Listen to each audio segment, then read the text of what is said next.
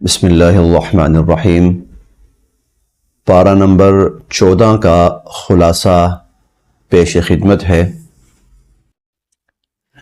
اس پارے میں جو مضامین ارشاد فرمائے گئے ہیں اختصار کے ساتھ ان میں سے چند ایک کا تذکرہ ہی کرنا ہے۔ جہاں سے یہ پارہ شروع ہوتا ہے پارہ نمبر 14، وہاں اللہ رب العزت نے کفار کی ایک حسرت بیان فرمائی، اور کفار کی وہ حسرت یہ بیان فرمائی کہ ربما یود الذین کفروا لو کانوا مسلمین۔ آخرت میں، قیامت کے دن آخرت میں جب حساب کتاب سامنے ہوگا اور کافروں کو پتہ لگے گا کہ اب وہ ہمیشہ ہمیشہ کے لیے جہنمی ہیں، تو وہ اکثر یہ آرزو کیا کریں گے، کاش ہم مسلمان ہوتے، کاش ہم اللہ کے فرما بردار ہوتے۔ حسرت ہی رہے گی اب ان کو، بس اب آرزو اور تمنا اور خواہش ہی رہے گی کہ کاش کہ ہم بھی مسلمان ہوتے اور فرما بردار ہوتے۔ اس سے دو باتیں سمجھ میں آتی ہیں۔ ایک تو یہ کہ ایمان اور اسلام کتنی بڑی دولت ہے جو اللہ پاک نے ہمیں نصیب فرمائی ہے کہ کل قیامت والے دن آخرت میں دنیا اس کی حسرت ہی کیا کرے گی اب۔ اور دوسری بات یہ ہے کہ ایمان والوں کو اس پر مطمئن ہو کر نہیں بیٹھ جانا چاہیے کہ ہم بس مسلمان ہیں، بلکہ انہیں اتنے اعمال کرنے چاہیے کہ کوئی حسرت نہ رہے۔ حضرت ابو بکر صدیق رضی اللہ تعالیٰ عنہ فرماتے ہیں، آخرت میں مسلمان کو ہر اس لمحے پر، ہر اس گھڑی اور ہر اس وقت پہ حسرت ہوگی اور افسوس ہوگا جو اس نے فضول گزار دیا، حالانکہ وہ اس میں کوئی بھی خیر اور نیکی اور بھلائی کا کام کر کے اللہ کی مزید رضا حاصل کر سکتا تھا۔ ایک مضمون اللہ پاک نے جو اور بیان فرمایا وہ قرآن پاک کی حفاظت ہے۔ فرمایا اِنَّا نَحْنُ نَزَّلْنَا الذِّكْرَ وَإِنَّا لَهُ لَحَافِظُونَ، کہ قرآن پاک ذکر بھی ہم نے کیا ہے اور اس کی حفاظت بھی ہم ہی کریں گے، ہم ہی اس کی حفاظت کرنے والے ہیں۔ چھٹے پارے میں اللہ رب العزت یہود و نصارہ کے بارے میں فرماتے ہیں کہ تورات اور انجیل کی جو حفاظت تھی، تورات اور انجیل کی حفاظت وہ ان کے سپرد کی گئی تھی کہ تم نے اس کی حفاظت کرنی ہے، تم نے اس کی محافظت کرنی ہے، تم نے اس کا خیال رکھنا ہے۔ لیکن اس کا نتیجہ یہ ہوا کہ انہوں نے بجائے تورات اور انجیل کی حفاظت کرنے کے تورات اور انجیل کو خود اپنے ہاتھوں سے بگاڑ لیا اور اس میں ہر طرح کی تحریف کر دی، حتیٰ کہ آج جو دنیا میں تورات یا انجیل کے نام سے کوئی بھی چیز موجود ہے تو اس میں اللہ کی جو نازل کردہ کتاب تھی اس کا شاید ایک حرف بھی باقی نہ رہا ہو، ایک حرف بھی اس میں باقی نہیں رہا۔ لیکن جب قرآن کریم نازل ہوا، چونکہ اللہ تعالیٰ نے اس کو قیامت تک کے لیے باقی رکھنا تھا، اسی لیے اس کو انسانوں پر نہیں چھوڑا گیا کہ تم حفاظت کرو، بلکہ اللہ رب العزت نے اس کی حفاظت کا ذمہ خود لے لیا، اور اسی کا ثمرہ ہے ہم آج بھی دیکھتے ہیں کہ پوری دنیا کے اندر قرآن مجید ایک ہی ہے، قرآن مجید ایک سے زائد نہیں ہے۔ اب تو جو جدید ذرائع آ چکے ہیں سوشل میڈیا کی صورت میں، اس میں دنیا جہان کے لوگ ان کا قرآن پاک سننے کو ملتا ہے، وہ چاہے افریقہ کے ممالک ہوں، چاہے امریکہ ہو، چاہے وہ عرب ممالک ہوں، افریقی ممالک ہوں، اور کوئی ممالک ہوں، ایشیائی، وسط ایشیائی ممالک ہوں، الحمدللہ ہر جگہ کا جو قرآن پڑھا جا رہا ہے وہ ایک ہی قرآن ہے، کوئی زبر زیر اور کسی نقطے تک کا اس کے اندر فرق نہیں ہے۔ کیوں؟ اس کی وجہ یہ ہے کہ اللہ رب العزت نے اس کی حفاظت کی ذمہ داری خود لی ہے، اور پھر صرف یہ نہیں کہ اس کی حفاظت کی ذمہ داری لی اللہ رب العزت نے، بلکہ اللہ پاک نے دنیا میں اس کی حفاظت کے اسباب بھی پیدا فرمائے۔ مثلا قرآن پاک کی تلاوت کو ایک عبادت کا درجہ دے دیا، نماز کے اندر قرآن پاک کی تلاوت کو فرض کا درجہ دے دیا، اور ویسے قرآن پاک کی تلاوت کی ترغیب دی اور اس پر بے انتہا اجر و ثواب ارشاد فرمایا۔ اور اس کے علاوہ رمضان المبارک کے اندر نماز تراویح کے اندر قرآن پاک کی تلاوت کا الگ سے ہٹ کر خصوصی اہتمام فرمایا۔ یہ ساری جو چیزیں ہیں، یا قرآن پاک کے حفظ کی ترغیب دی، یہ ساری جو چیزیں ہیں یہ اسباب ہیں دنیاوی اعتبار سے قرآن پاک کی حفاظت کے۔ لیکن ہے جو حتمی اور آخری بات ہے وہ یہی ہے کہ اس کی حفاظت کا ذمہ اللہ رب العزت نے لیا ہے، اس لیے یہ آج بھی محفوظ ہے اور اس لیے یہ قیامت تک محفوظ رہے گا۔ اس پارے کے مضامین میں سے ایک مضمون وہ یہ اللہ تعالیٰ فرماتے ہیں حضور علیہ الصلوۃ والسلام سے، وَلَقَدْ آتَيْنَاكَ سَبْعًا مِّنَ الْمَثَانِي وَالْقُرْآنِ الْعَظِيمِ، کہ ہم نے آپ کو 7 وہ آیات دیں جو بار بار تلاوت کی جاتی ہیں۔ سبعًا مِّنَ الْمَثَانِي، اس سے مراد سورۃ الفاتحہ ہے۔ 7 آیات ہیں، بار بار تلاوت کی جاتی ہیں، اسی لیے سورۃ الفاتحہ کے ناموں میں سے ایک نام سبعًا مِّنَ الْمَثَانِي بھی ہے۔ اور والقرآن العظیم، اور اس سورہ فاتحہ کے ساتھ ساتھ ایک بڑا عظیم قرآن بھی ہم نے آپ کو عطا فرمایا۔ یہ بتا کر، اس نعمت کا اظہار کر کے اللہ تعالیٰ آگے فرماتے ہیں لا تمدن عینیک الی ما متعنا بہ ازواجا منہم ولا تحزن علیہم، ہم نے کفار کو دنیا کی جو آسائشات دے رکھی ہیں آپ ان کی طرف للچائی ہوئی نظروں سے، امید بھری نظروں سے یا حسرت بھری نظروں سے نہ دیکھیے۔ کیوں؟ اس لیے کہ ان کے پاس تو زہرۃ الحیات الدنیا یا ما متعنا بہ ازواجا منہم ہے، ان کے پاس تو دنیا کی چیزیں ہیں، جبکہ ہم نے آپ کو جو چیز دی ہے یعنی قرآن کریم، یہ تو قرآن کریم اللہ کی نعمتوں میں سے سب سے بڑی نعمت ہے۔ اور جب آپ پر اللہ کے اس سب سے بڑی نعمت کا نزول ہو چکا ہے تو لہٰذا اس کے بعد کسی کی طرف، کسی اور کی طرف جس کو اور کوئی نعمت ملی ہو تو اس کو چھوڑ کر اس کو حسرت بھری نگاہ سے نہ دیکھیے گا، یہ قرآن پاک کی بے ادبی اور بے حرمتی ہوگی۔ اسی لیے ہم آگے پڑھیں گے فَبِذَلِكَ فَلْيَفْرَحُوا هُوَ خَيْرٌ مِّمَّا يَجْمَعُونَ، کہ ایمان والوں کو قرآن پر خوش ہونا چاہیے کہ قرآن جیسی دولت ان کو ملی ہے، بجائے اس کے کہ دنیا کی جو نعمتیں ہیں اس کے اوپر وہ خوش ہوں اور خوشی کا اظہار کریں، بلکہ قرآن جیسی نعمت پر خوشی کا اظہار کرنا چاہیے۔ اس بارے میں سورہ النحل ہے، نحل کہتے ہیں شہد کی مکھی کو۔ اس سورت کا ایک نام تو سورۃ النحل ہے کیونکہ اللہ پاک نے اس میں بہت تفصیل کے ساتھ شہد کی مکھی کا ایک نظام بیان فرمایا ہے، اور اس کے ساتھ ساتھ اس کا ایک نام ہے سورۃ النعم، نعم نعمتن کی جمع ہے، اور یہ نام اس لیے ہے کہ اللہ رب العزت نے اس سورہ مبارکہ کے اندر اپنی بہت ساری نعمتوں کا تذکرہ کیا ہے۔ میں نے یہ بھی انعامات کیے، میں نے یہ بھی انعامات کیے، میں نے یہ بھی انعامات کیے۔ اس سورت کو پڑھنا چاہیے۔ اللہ رب العزت کے کیا کیا انعامات انسان کے سامنے آتے ہیں، اور ان انعامات کو بیان کرتے کرتے اللہ رب العزت نے فرمایا کہ یہ تو میں چند نعمتیں تمہارے سامنے گنوا رہا ہوں، باقی وَإِن تَعُدُّوا نِعْمَةَ اللَّهِ لَا تُحْصُوهَا، اگر تم اللہ کی نعمتوں کو گننا چاہو تو وہ اتنی زیادہ ہیں، اتنی زیادہ ہیں، اتنی زیادہ ہیں کہ تم گن نہیں سکتے۔ وہ احاطہ شمار سے اور احاطہ احساس سے وہ باہر ہیں، اتنی اللہ کی نعمتیں اور انعامات ہیں تم لوگوں کے اوپر۔ اور پھر اللہ رب العزت آگے چل کر یہ بھی فرماتے ہیں کہ اللہ کا اس پر شکر ادا کرو کہ اللہ نے تمہیں نعمتوں سے نوازا۔ چنانچہ فرماتے ہیں فَكُلُوا مِمَّا رَزَقَكُمُ اللَّهُ حَلَالًا طَيِّبًا، اللہ نے تمہیں جو حلال نعمتیں عطا فرمائی ہیں کھاؤ، وَاشْكُرُوا نِعْمَةَ اللَّهِ، اور اللہ کی نعمتوں کا شکر ادا کرو۔ ان کنتم ایاہ تعبدون، اگر تم اللہ کی عبادت اور بندگی کرنا چاہتے ہو تو، اگر تمہیں دعویٰ ہے نا ہم اللہ کی عبادت کرتے ہیں تو اللہ کی نعمتیں استعمال کر کے اللہ کی نعمتوں کا شکر ادا کرو۔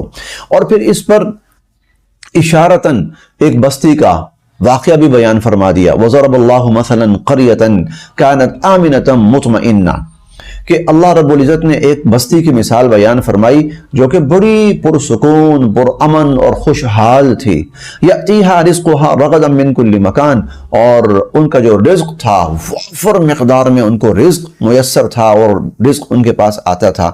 فکفرت بانعم اللہ، پھر انہوں نے اللہ کی نعمتوں کی ناقدری کی، ناشکری کی اللہ کی نعمتوں کی. فَأَذَاقَهَا اللَّهُ لِبَاسَ الْجُوعِ وَالْخَوْفِ بِمَا كَانُوا يَصْنَعُونَ، تو پھر اس کے بدلے، تو اس کی سزا کے طور پر اللہ تعالیٰ فرماتے ہیں کہ ہم نے بھوک اور خوف ان کے اوپر مسلط کر دیا. لہذا وَاشْكُرُوا نِعْمَةَ اللَّهِ، جہاں اللہ کی نعمتیں استعمال کرو وہاں اللہ کا شکر بھی ادا کرو.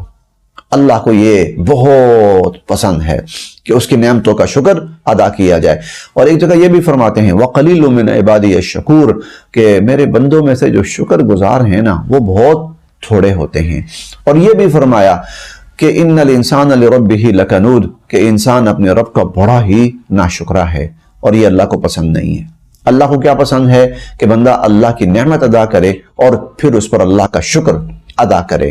تو اس سورت کا نام سورہ نعم بھی ہے، یعنی وہ سورت جس میں اللہ پاک نے اپنے انعامات بیان فرمائے.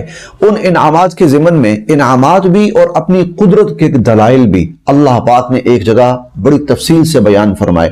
ان میں سے 6 اللہ کی جو انعامات بھی ہیں اور اللہ کی قدرت کی دلیلیں بھی ہیں وہ آپ کے سامنے بیان کی جاتی ہیں. اللہ تعالیٰ فرماتے ہیں هُوَ الَّذِي أَنزَلَ مِنَ السَّمَاءِ مَاءً لَكُم مِّنْهُ شَرَابٌ وَمِنْهُ شَجَرٌ فِيهِ تُسِيمُونَ. پہلی نعمت اللہ نے پانی اتارا. پانی جیسی نعمت سے اللہ نے نوازا، اور پانی ہی کے بارے میں اللہ تعالیٰ فرماتے ہیں وَجَعَلْنَا مِنَ الْمَاءِ كُلَّ شَيْءٍ حَيٍّ. پانی ہی وہ چیز ہے کہ جس کے ذریعے اللہ پاک نے زندگی بخشی ہے، ہر چیز کو زندگی بخشی ہے. اور پانی جو ہے وہ زندگی کی بنیاد ہے. جس خطے سے، جس علاقے سے پانی ختم ہو جائے وہاں زندگی ختم ہو جائے گی. پہلی نعمت اللہ تعالیٰ فرماتے ہیں پانی کی صورت میں عطا فرمائی، اس سے تم پیتے بھی ہو. وَمِنْهُ شَجَرٌ فِيهِ تُسِيمُونَ، اور اس سے پھر زمین سے نباتات بھی اگتی ہیں. دوسری نعمت يُنبِتُ لَكُمْ بِهِ الزَّرْعَ وَالزَّيْتُونَ وَالنَّخِيلَ وَالْأَعْنَابَ. اللہ رب العزت نے تمہارے لیے زمین سے ہر طرح کی پیداوار نکالی، پھلوں کی صورت میں اور سبزیوں کی صورت میں، دالوں کی صورت میں. بلکہ یہ کہا جائے تو بے جا نہ ہوگا، انسان کی جتنی مادی ضروریات ہیں، چاہے اس کا تعلق انسان کے کھانے پینے سے ہو، چاہے اس کا تعلق انسان کے لباس سے ہو، چاہے اس کا تعلق انسان کی رہائش اور مکان سے ہو، چاہے اس کا تعلق زندگی کی اور سہولیات سے ہو، جتنی بھی بڑی سے بڑی مشینری ہو یا تعمیرات کا سامان ہو یا اور کوئی بھی چیز ہو، اللہ پاک نے انسان کے لیے وہ سب کی سب زمین سے نکالی ہے. وہ زمین سے اللہ پاک نے انسان کے لیے، اگر اس پہ غور کیجئے گا تو آپ کو سمجھ میں آ جائے گی یہ بات کہ انسان کی ضرورت کی ہر چیز اللہ پاک زمین سے اگاتے ہیں. کتنا اللہ کا فضل اور احسان، یہ اس کی قدرت کی دلیل بھی ہے اور اس کا انسان کے اوپر انعام اور فضل بھی ہے. پھر اللہ تعالیٰ فرماتے ہیں وَسَخَّرَ لَكُمُ اللَّيْلَ وَالنَّهَارَ وَالشَّمْسَ. یہ تیسری اللہ کی قدرت کی دلیل کہ اللہ پاک نے تمہارے لیے دن اور رات کو مسخر کر دیا. مسخر یعنی ایسا کہ اس سے تم فائدہ اٹھاتے ہو، وہ تمہارے لیے کام پہ لگا دیے اللہ پاک نے، دن بھی اور رات بھی. وَالشَّمْسَ وَالْقَمَرَ وَالنُّجُومَ، اور سورج، چاند اور ستارے. اللہ رب یہ ساری کی ساری اللہ کی قدرت کی دلیلیں بھی ہیں. دن کا آنا، ہم اٹھتے ہیں، کام کاج کرتے ہیں، روزگار تلاش کرتے ہیں، زندگی کے سارے کام کرتے ہیں، تھک جاتے ہیں، رات آ جاتی ہے، سو جاتے ہیں، آرام کرتے ہیں. دن اللہ کی قدرت اور اللہ کا انعام، رات اللہ کی قدرت، اللہ کا انعام، سورج اللہ کی قدرت، اللہ کا انعام. ہمارے کتنے ہی کام جن کا دار و مدار اور انحصار سورج پر ہے. چاند اللہ کی قدرت، اللہ کا انعام. یہ کتنی ہی ہمارے کتنے ہی کام ہیں جو چاند پر ڈیپینڈ کرتے ہیں، جن کا دار و مدار چاند پر ہے. 3 دلائل.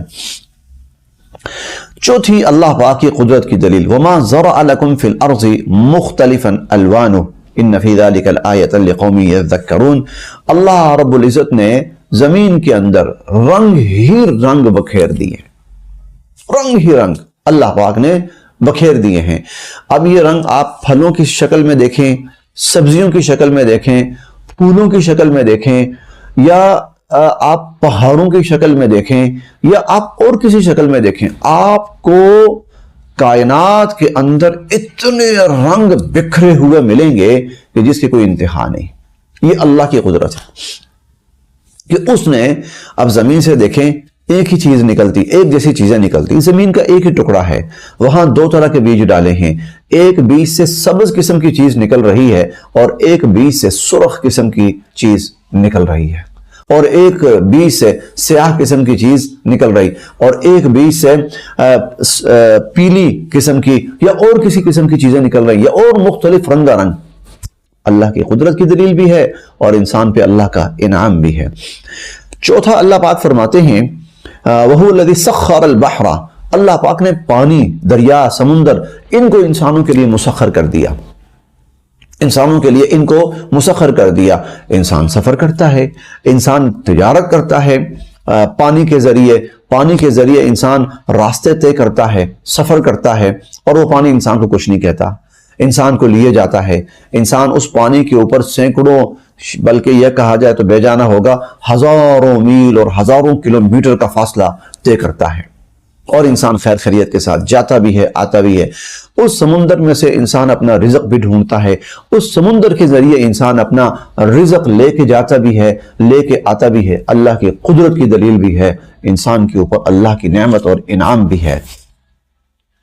پھر اللہ رب العزت فرماتے ہیں کہ میں نے زمین کے اوپر پہاڑوں کو گاڑ دیا، اور یہ اس لیے زمین کے اوپر پہاڑوں کو گاڑا گیا کہ زمین پانی کے اوپر ہے، زمین پانی کے اوپر ہے، اور پانی کے اوپر جب زمین اللہ پاک نے بچھائی ہے تو زمین حرکت میں تھی، اور جب زمین حرکت میں تھی تو انسانی زندگی اس کے اوپر ممکن نہیں تھی، انسان سکون سے رہ نہیں سکتا تھا۔ تو اللہ تعالیٰ فرماتے ہیں ہم نے زمین کے اوپر پہاڑوں کو گاڑ دیا، والجبال اوتادا، اور پہاڑوں کو ہم نے میخیں بنا کر زمین کے اوپر گاڑ دیا، لتسکنو، تاکہ تم سکون کے ساتھ رہو، ان تمید بکم، تاکہ وہ زمین تمہیں کہیں لے کر ڈاما ڈول نہ رہے، زندگی ممکن نہ ہوتی۔ تو اللہ رب العزت نے پہاڑ رکھ دیے زمین کے اوپر، اور اس ترتیب سے رکھ دیے کہ زمین کا کوئی بھی حصہ وہ ان بیلنس نہ رہے، وہ بیلنس بھی ہو گیا ہے، اور اس کے ساتھ ساتھ زمین پرسکون بھی ہو گئی ہے۔ پھر ان پہاڑوں کے اندر اللہ پاک نے جو انسان کا رزق اور معدنیات رکھی ہیں، وہ اللہ کی قدرت کی اور دلیل، اور انسان کے اوپر اللہ کا اور انعام۔ پھر اللہ تعالیٰ فرماتے ہیں اسی طرح وَأَنْهَارًا، ہم نے زمین میں نہریں جاری کر دی، وَسُبُلًا، اور ہم نے زمین میں راستے بنا دیے۔ تو یہ سب اللہ کی قدرت بھی ہے اور انسان کے اوپر اللہ کا انعام بھی ہے۔ ان کے بیان کرنے کا مقصد کیا ہے؟ یہ جو بار بار اللہ فرماتے ہیں نا ایک جگہ کہ لِقَوْمٍ يَتَفَكَّرُونَ، تاکہ تم ان میں غور و فکر کرو، لَآيَاتٍ لِقَوْمٍ يَعْقِلُونَ، یہ نشانیاں ہیں تاکہ لوگ سمجھیں، لَآيَةً لِقَوْمٍ يَذَّكَّرُونَ، نشانی ہے تاکہ لوگ غور و فکر کریں، اور اسی طرح یہ نشانی ہے تاکہ لوگ اس سے ہدایت حاصل کریں، وَهُمْ يَهْتَدُونَ، ہدایت یا لَعَلَّكُمْ تَهْتَدُونَ، تاکہ تم ہدایت حاصل کرو۔ تو یہ کیا ہے؟ انسان ان پر غور کرے، اور جب غور کرے گا اس نتیجے پر پہنچے گا اتنا بڑا نظام بنانے والی جو ذات ہے وہ صرف اللہ رب العزت کی ذات ہے۔ اب جب یہ تصور انسان کے ذہن میں آئے گا، انسان کی گردن اللہ کی عظمت کے آگے جھکے گی، یہی اللہ چاہتے ہیں۔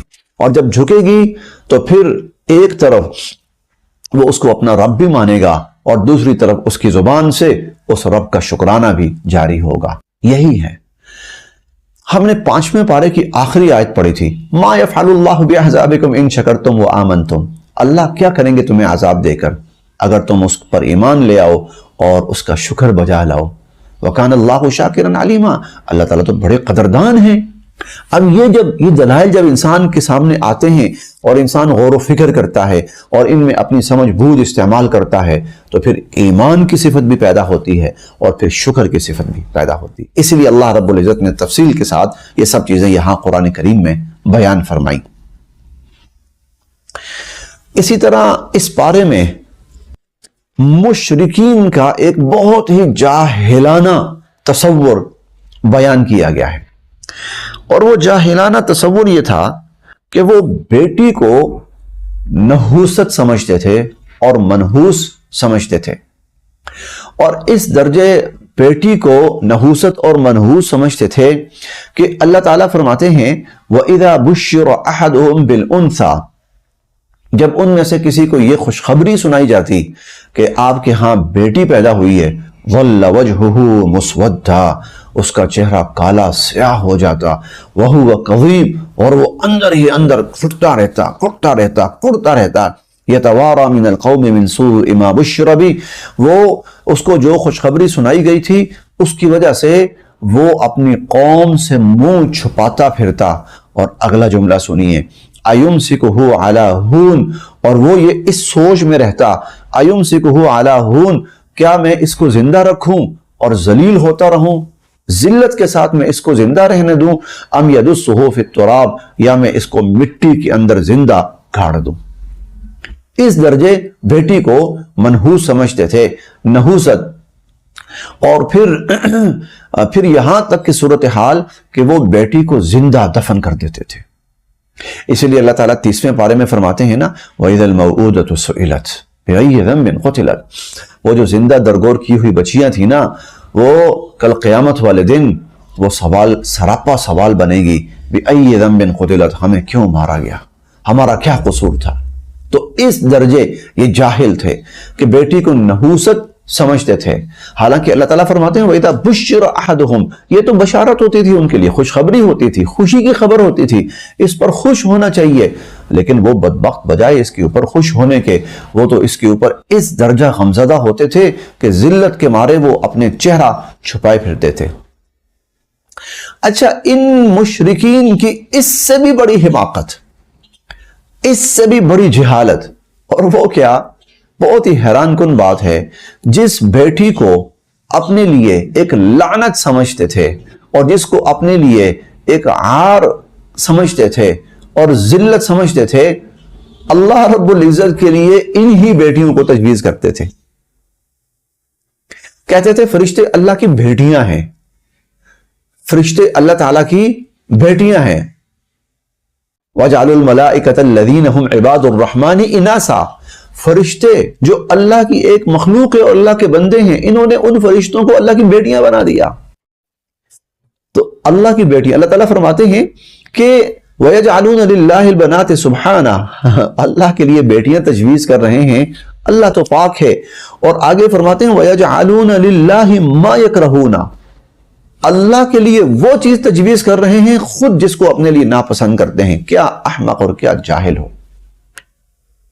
اللہ کس قدر جاہل، ایک طرف ذلت کا سامان سمجھتے ہو بیٹی کو، اور ذلت کی نشانی سمجھتے ہو، عار سمجھتے ہو، مکروہ سمجھتے ہو، اور اتنا کہ پیدا ہو تو اس کو زندہ زمین میں گاڑ دو، اور دوسری طرف اللہ کی بیٹیاں بناتے پھر رہے ہو۔ اللہ نے مشرکین کی عقل کے اوپر، ان کے جاہلانہ تصور کے اوپر بڑی سخت یہاں پر تردید فرمائی ہے۔ اولاد اللہ کی نعمت ہے، وہ بیٹے کی شکل میں ہو یا بیٹی کی شکل میں ہو، جیسا کہ پیچھے ہم 13ویں پارے میں گزر چکا ہے، یَهَبُ لِمَن یَشَاءُ إِنَاثًا، اللہ جسے چاہتا ہے بیٹیوں کا تحفہ دیتا ہے، وَيَهَبُ لِمَن یَشَاءُ الذُّكُورَ، جس کو چاہتا ہے بیٹوں کا تحفہ دیتا ہے۔ بیٹی بھی نعمت ہے، بیٹا بھی اللہ کا فضل و اس کی کرم نوازی ہے۔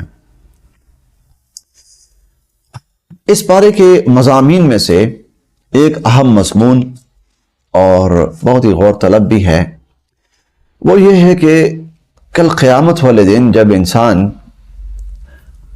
اللہ کے حضور پیش ہوگا تو اسے اکیلے اللہ کے سامنے کھڑا ہو کر اپنا حساب دینا ہوگا۔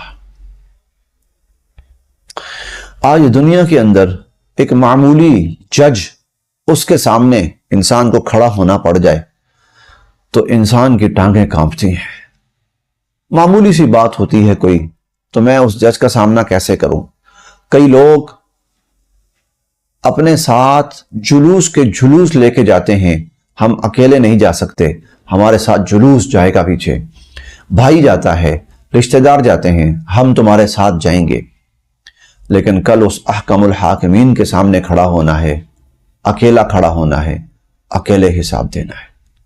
اللہ تعالیٰ فرماتے ہیں یوم تأتی کل نفس تجادل عن نفسها، اس دن ہر شخص آئے گا اور اللہ کے سامنے اپنا مقدمہ خود پیش کرے گا۔ وتوفى كل نفس ما عملت، پھر جو کچھ انسان نے کیا ہوگا نا اس کو اس کا پورا پورا بدلہ اور صلہ ملے گا. وَهُمْ لَا يُظْلَمُونَ. اللہ کی طرف سے کسی کے ساتھ زیادتی نہیں ہوگی. تصور کیجئے کس درجہ یہ انسان کے رونگٹے کھڑے کر دینے والا تصور ہے. میں نے اکیلے اللہ کے سامنے کھڑا ہونا ہے. اسی طرح اللہ پاک ایک جگہ فرماتے ہیں وَلَقَدْ جِئْتُمُونَا فُرَادَا كَمَا خَلَقْنَاكُمْ. 7ویں پارے میں اکیلے آئے ہو ہمارے پاس جیسے ہم نے تمہیں اکیلے پیدا کیا تھا. اکیلے بالکل اللہ کے سامنے انسان کو کھڑا ہونا ہے.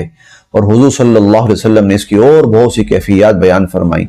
اسی لیے حضور صلی اللہ علیہ وسلم خود بھی دعا مانگتے تھے اللہم حاسبنی حسابا یسیرا اللہم حاسبنی حسابا یسیرا اللہم حاسبنی حسابا یسیرا.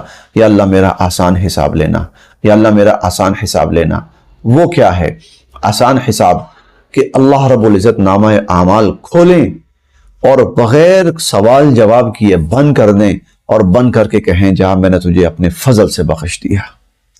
من نوقش فقد ہلاک. جس سے سوال جواب شروع ہو گیا برباد ہو گیا. لیکن اللہ پاک ہمیں بتا رہے ہیں تم نے آنا ہے، میرے سامنے کھڑا ہونا ہے. اس دن کی تیاری کرو، اپنے آپ کو اس کے لیے تیار کرو، اس کیفیت کے لیے، اس لمحے کے لیے تیار کرو. لقاء اللہ، اللہ سے تمہاری ملاقات، اس کے لیے. اور حضور صلی اللہ علیہ وسلم نے پھر ہمیں بھی فرمایا کہ تم بھی یہ دعا مانگو، روزانہ مانگو، بار بار مانگو، کم از کم 7 مرتبہ روزانہ مانگو اللہم حاسبنی حسابا یسیرا اللہم حاسبنی حسابا یسیرا. اے اللہ میرا آسان حساب لینا، آسان حساب لینا، یعنی سوال جواب کے بغیر اپنے فضل سے بخش دینا. اللہ پاک ہمارے لیے آسانی کا معاملہ فرمائے. مضامین تو اور بھی بہت ہیں لیکن اختصار کے پیش نظر اسی پر اکتفا کیا جاتا ہے. اللہ پاک ہم سب کے لیے